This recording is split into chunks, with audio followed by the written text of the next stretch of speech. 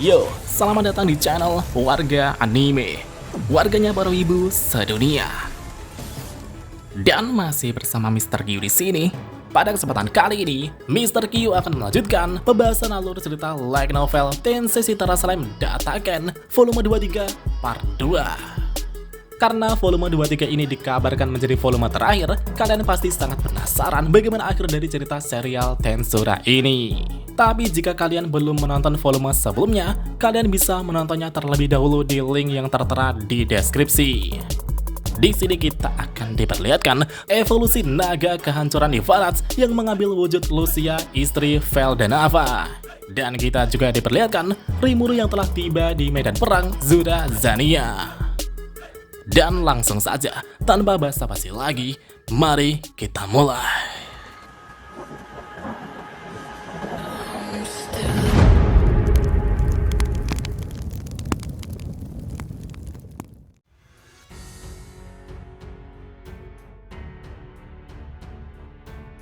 Setelah kita diperlihatkan rasa frustasi Veldway di Istana Bintang Surgawi sebelumnya, scene kemudian berpindah ke situasi medan perang tempat naga kehancuran Ivarats berada. Di sana terlihat Ruminas sedang terbang di langit sambil mengamati medan perang yang berkecamuk. Dalam hati Ruminas merasa bahwa ini adalah situasi di mana nasib umat manusia bergantung pada hasil pertempuran. Jika kita kalah, semuanya akan berakhir. Dan maka dari itulah, mereka harus bertarung dengan segenap kekuatan mereka. Raja Iblis Ruminas kemudian membangkitkan semangat para prajurit dengan berkata, bahkan jika kalian kehilangan kaki dan tangan kalian, bahkan jika energi sihir kalian terkuras, jangan gentar, karena ini adalah kesempatan bagi kalian untuk memberikan makna pada hidup kalian. Mendengar itu, semangat juang para prajurit jadi semakin berkobar. Begitu medan perang diselimuti semangat yang membara, ketegangan di sana semakin memuncak. Meskipun mereka dihadapkan rasa keputusasaan, tapi mereka tetap maju tanpa takut mati.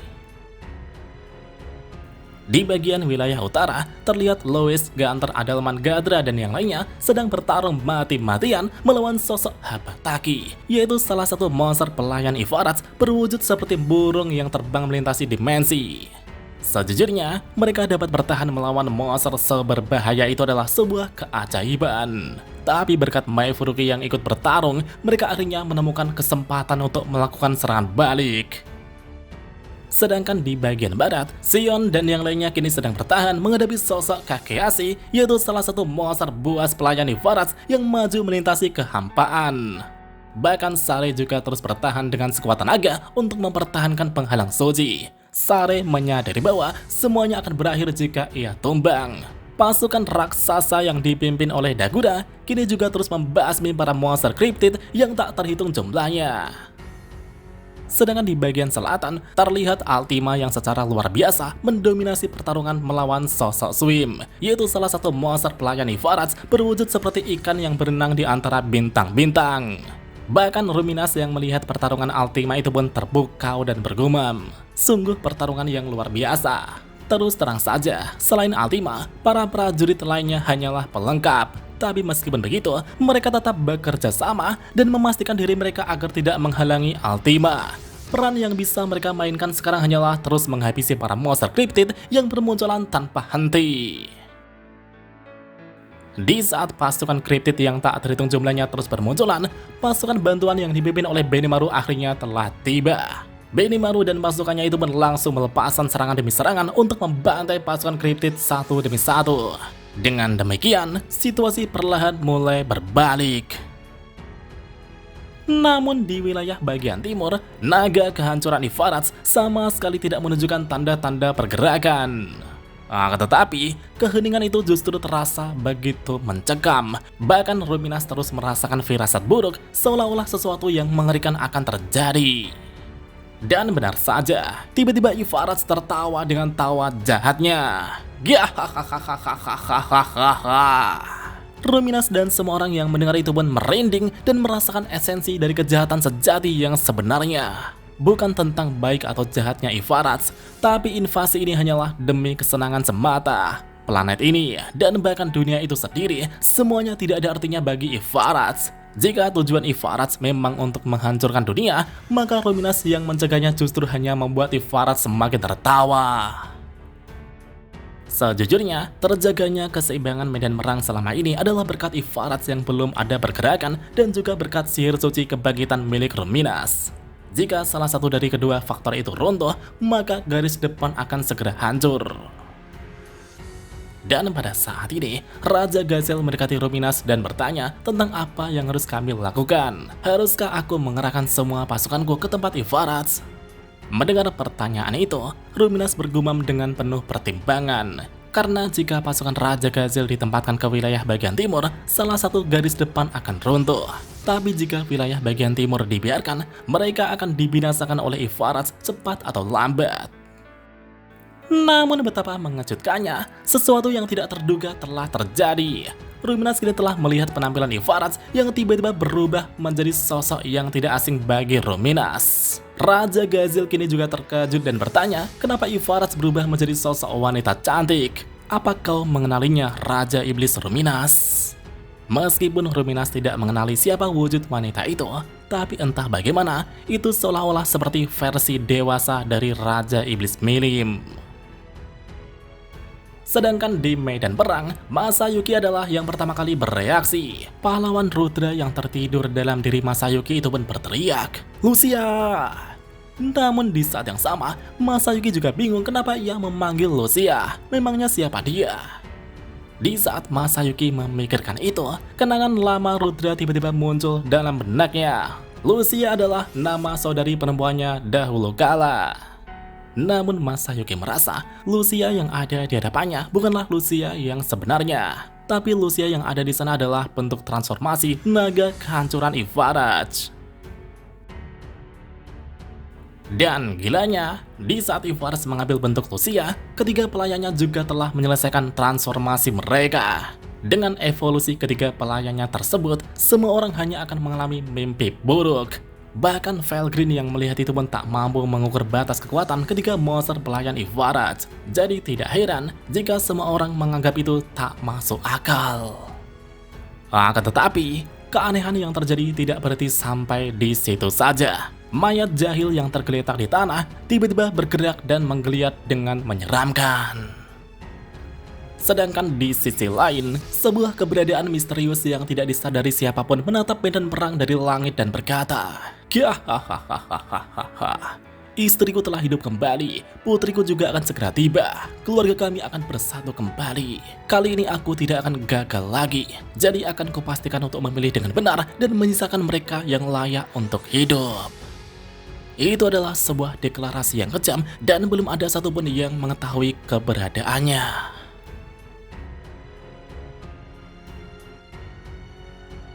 Scene kemudian berpindah ke medan pertempuran di negara Zorazania, tempat Felzard mengamuk. Di sana terlihat Guy bersama Testarossa, Rain, dan Carrera tengah menghadapi amukan Felzard yang benar-benar seperti bencana alam yang dahsyat. Bahkan gilanya, Felzard sekarang telah berubah dalam mode naganya. Meskipun Felzard mengamuk secara brutal, tapi wujudnya tetap indah. Sisik-sisiknya bagaikan permata yang lebih berkilau daripada mutiara yang memikat siapapun yang memandangnya. Tetapi aura yang dipancarkannya begitu menyeramkan. Dan itulah wujud asli True Dragon Felzard, sang naga terkuat. Namun meskipun begitu, Testarossa, Carrera, dan Rain sama sekali tak gentar sedikit pun. Testarossa kemudian mengabarkan pada Guy dan yang lainnya bahwa Rimuru sama telah kembali. Guy yang mendengar itu pun menjawab, "Jadi begitu ya, jika bajingan Rimuru itu sudah kembali, cepat katakan padanya untuk membantuku di sini." Testarossa mengatakan bahwa Rimuru sama pasti sudah punya rencana tersendiri, dan aku yakin memulihkan kesadaran Milim seharusnya menjadi prioritas Rimuru sama. Carrera yang tadinya fokus menyerang, kini membenarkan ucapan Testarossa. Meskipun Carrera tidak tahu kabar tentang menghilangnya Rimuru sama, tapi ia tetap menaruh rasa kepercayaan mutlak kepada Rimuru sama. Bahkan Rain juga ikut membela dan mengatakan agar Guy sama tidak perlu terburu-buru. Selama kita bisa mengelur waktu, Rimuru sama pasti akan tiba. Maka dari itu, kita cukup menghadapi Felzard sama secukupnya dan menghindari cedera yang tidak perlu. Lagi pula, evakuasi orang-orang yang menjadi patung es juga segera selesai. Jadi Mizari, Moss, dan Esprit juga bisa membantu kita. Gi yang mendengar bauan gobloknya itu pun sedikit kesal, meski itu ada benarnya juga.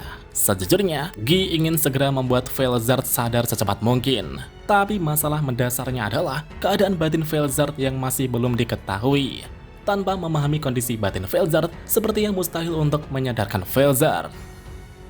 Setelah Gi memikirkan itu, ia kemudian berencana meninggalkan tubuh fisiknya dan menggunakan tubuh astralnya untuk menyusup ke dalam batin Velzard melalui inti jiwanya. Dengan begitu, Gi dapat melihat keadaan batin Velzard. Namun jika itu dilakukan dalam kondisi bertarung seperti ini, tubuh fisiknya tidak ada yang melindungi dan sangat rentan terhadap serangan. Bahkan jika menyuruh Testarossa dan yang lainnya untuk melindungi tubuh fisiknya, itu masih terlalu beresiko saat memahami betapa berbahayanya amukan Velzard. Sedangkan di satu sisi, Testarossa kini masih menggunakan Void miliknya untuk menetralkan serangan Velzard yang membabi buta. Jika serangan Velzard tidak dinetralkan, maka itu akan menghancurkan segala sesuatu yang ada di sekitarnya. Sambil melakukan itu, Testarossa merasa bahwa Gi punya sebuah rencana. Ia kemudian bertanya kepada Gi apakah sudah memiliki cara untuk menyadarkan Velzard. Gi menjawab bahwa ia memiliki cara untuk menyadarkan Velzard kembali. Tapi seperti yang kau lihat, mustahil melakukannya jika sambil bertarung seperti ini. Karena pada saat ini, Gi juga menggunakan Void untuk melawan Velzard sama seperti yang dilakukan Testarossa. Itu adalah teknik Void Testarossa yang telah dikopi Gi hanya dalam sekali lihat. Mendengar jawaban Gi, Testarossa tidak punya alasan untuk meragukan kata-katanya. Karena seorang seperti Gi mengatakan bahwa mustahil menyadarkan Velzard dalam kondisi bertarung sekarang ini, maka meminta bantuan Rimuru Sama adalah pilihan terbaik, pikir Testarossa. Terus-terusan bergantung pada Rimuru Sama sebenarnya agak memalukan bagi Testarossa. Menyadari rasa tidak berdayanya itu, Testarossa tersenyum kecut dan berkata, "Mari kita tunggu Rimuru Sama." Gi menjawab bahwa itu adalah satu-satunya pilihan. Carrera mengangguk setuju dan berkata bahwa ia juga sepakat, karena seranganku sepertinya tidak akan mempan pada Velzard Sama. Walaupun aku bisa memberikan serangan fatal dengan menembakkan peluru Divine Annihilation Judgment Bullet, tapi itu bukanlah pertarungan untuk membunuh Velzard Sama, melainkan untuk membuatnya sadar kembali. Maka dari itulah, Carrera setuju dengan keputusan Gi Crimson dan Testarossa. Begitu juga dengan Rain yang setuju untuk menunggu kedatangan Rimuru Sama. Karena apapun yang Rain lakukan hanya akan sia-sia. Bahkan jika Mizari dan Moss bergabung di sini, itu juga tidak ada artinya. Jadi satu-satunya cara hanyalah menunggu Rimuru Sama. Rain percaya Rimuru Sama dapat menangani situasi apapun. Dengan begitu, kita tidak perlu mengambil resiko. Meskipun itu adalah pola pikir yang egois, tapi itu juga logis.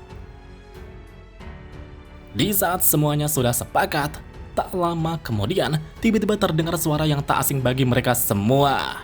Suara itu berkata, "Maaf aku sedikit terlambat, aku senang kalian semua aman." Itu adalah suara ceria yang bergema di medan perang yang tak lain dan tak bukan adalah suara Rimuru Sama. Ya, Rimuru telah tiba di medan perang Zorazania, tempat True Dragon Velzard mengamuk. Dan apakah yang akan terjadi berikutnya? Mari kita lanjut di part selanjutnya.